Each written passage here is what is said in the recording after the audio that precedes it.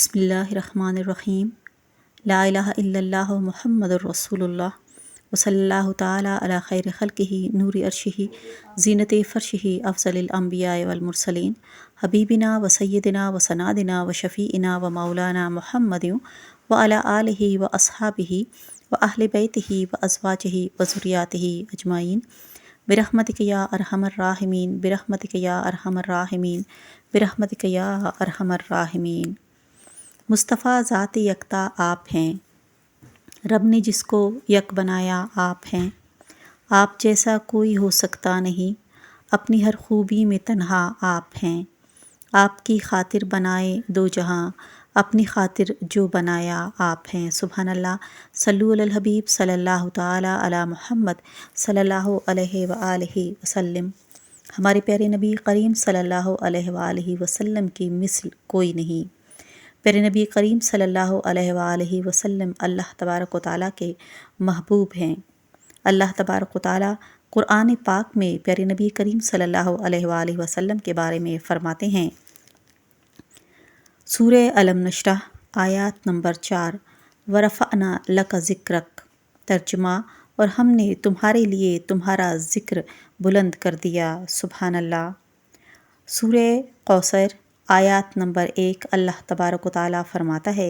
اِنَّا أَعْطَيْنَاكَ الْكَوْثَرَ، ترجمہ اے محبوب بے شک ہم نے تمہیں بے شمار خوبیاں عطا فرمائیں۔ سبحان اللہ۔ صلو علی الحبیب صلی اللہ تعالیٰ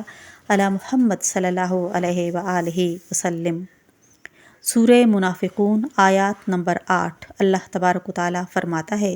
وَلِلَّهِ الْعِزَّةُ وَلِرَسُولِهِ وَلِلْمُؤْمِنِينَ وَلَكِنَّ الْمُنَافِقِينَ لَا يَعْلَمُونَ، ترجمہ اور عزت تو اللہ اور اس کے رسول اور مسلمانوں ہی کے لیے ہے مگر منافقوں کو خبر نہیں۔ بے شک صلو علی الحبیب صلی اللہ تعالیٰ علی محمد صلی اللہ علیہ وآلہ وسلم۔ یہ ہے شان ہمارے پیارے نبی کریم صلی اللہ علیہ وآلہ وسلم کی، ان کی تعظیم، ان کا مرتبہ، ان کا رتبہ اللہ تبارک و تعالیٰ نے قرآن پاک میں بیان فرما دیا ہے۔ پیارے نبی کریم صلی اللہ علیہ وآلہ وسلم پر درود پاک پڑھنا، اس کا حکم بھی اللہ تبارک و تعالیٰ نے قرآن پاک میں دے دیا ہے۔ ان اللہ ملائکتہ یصلون علی النبی یا ایھا الذین صلوا علیہ وسلموا تسلیما۔ اللہ تبارک و تعالیٰ نے ہمیں دین اسلام پیارے نبی کریم صلی اللہ علیہ وآلہ وسلم کے صدقے میں ہی عطا کیا۔ پیارے نبی کریم صلی اللہ علیہ وآلہ وسلم جب اس دنیا سے پردہ کر گئے تو انہوں نے ہمارے درمیان جو چیز چھوڑی ہے وہ ہے قرآن پاک اور پیارے نبی کریم صلی اللہ علیہ وآلہ وسلم کی وہ تمام تعلیمات۔ پیارے نبی کریم صلی اللہ علیہ وآلہ وسلم کی ان تمام تعلیمات پر عمل کر کے ہی ہم دین اسلام کے سچے راستے پر چل سکتے ہیں۔ پیارے نبی کریم صلی اللہ علیہ وآلہ وسلم کی تعظیم کرنا، ان پر درود و سلام بھیجنا، یہ ہمیں اس راستے پر ہمارا چلنا اس کو آسان بنا دیتے ہیں۔ پیارے نبی کریم صلی اللہ علیہ وآلہ وسلم نے ہمیں دین اسلام عطا کیا ہے۔ بہت سے لوگ، بہت سے علماء کرام اور بہت سے مفتیان کرام ہر مسلک کے، ہر فرقے کے جتنے بھی ہیں، سب نبی کریم صلی اللہ علیہ وآلہ وسلم کی ذات پاک پر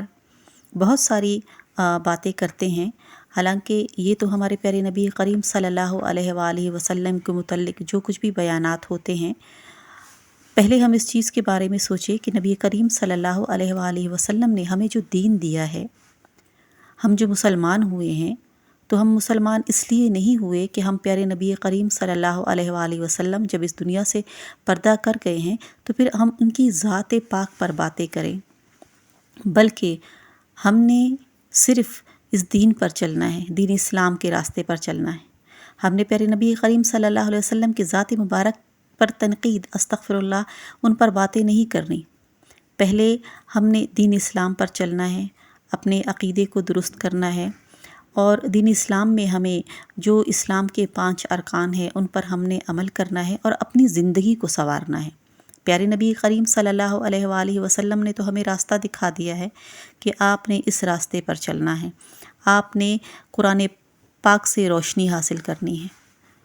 آج کل تمام فرقے میں جتنے بھی لوگ ہیں مختلف باتیں کرتے ہیں، کوئی کیا کہتا ہے، کوئی کیا کہتا ہے، لیکن پیارے نبی کریم صلی اللہ علیہ وسلم کی ذات پاک پر بات کرنے سے پہلے انسان پہلے اپنے آپ کو دیکھے کہ نبی کریم صلی اللہ علیہ وسلم نے تو ہمیں دین عطا کر دیا ہے، ہم نے تو اس دین پر چلنا ہے، اپنی زندگی کو سنوارنا ہے، ہمیں جنت چاہیے، ہم نے دوزخ میں نہیں جانا،